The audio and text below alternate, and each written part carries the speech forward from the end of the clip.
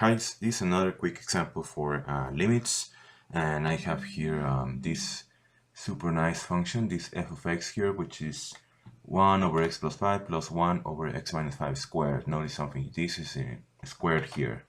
And well, here's the graph for this f of x here in the center. I'm asking here a couple of set of questions here. These guys here, these guys here. So I will start with the yellow ones first. Now, here's the first one is what's the limit of x when x approaches to -5 from the left here.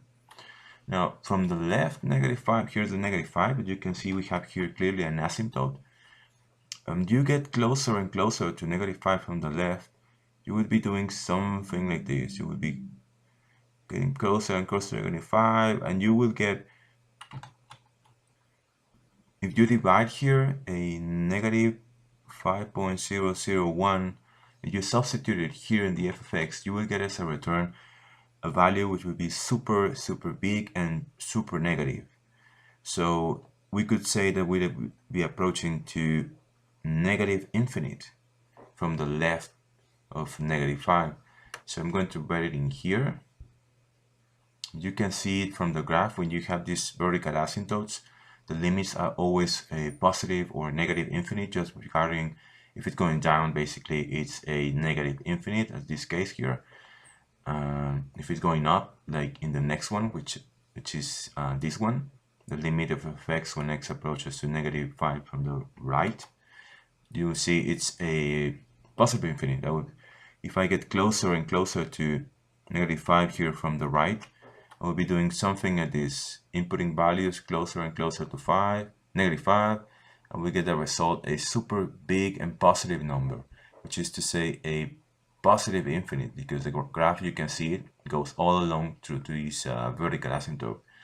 So I'm going to the limit of f of x when x approaches to -5 from the right, it would be a positive infinite here.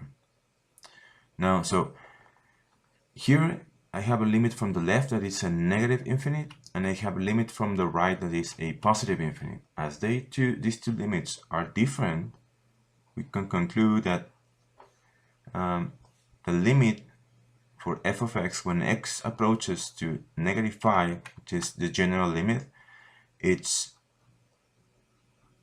non-existent. Oh, sorry, here, non-existent. We can just conclude it because these two guys are different.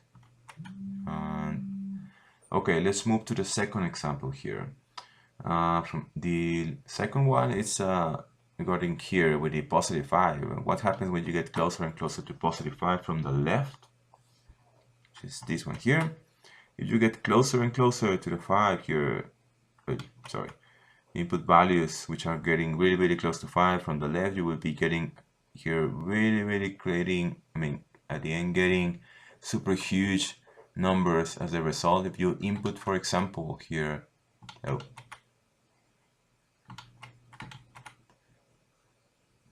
if you input here, for example, a number, I would say 4.999, you will get as a result a super huge number that will be getting closer and closer to the concept of positive infinite.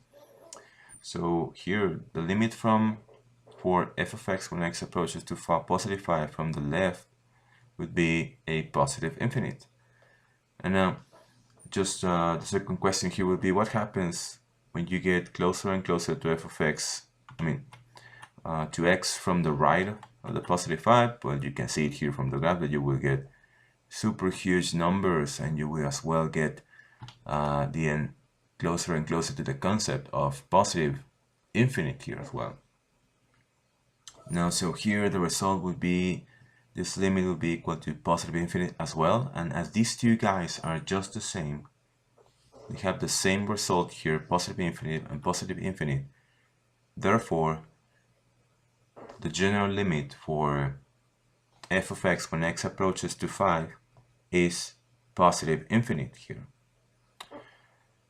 Now that will be it pretty much with these exercises. I just want to show you something here. I want to show you here something. There is a difference here from the limit and the value of f of x. If I would like to know what f of x f of negative 5 here, I will be getting, substituting in here the negative 5, I will be getting in this part of the expression an undefined situation here. I will be getting a 1 over 0 here, which is an undefined here. I'm going to write it in here, a undefined. And we're going to notice something here. The undefined condition, it's different than the non-existence. I mean, they're not exactly the same thing. I'm going to try here out here the f of 5.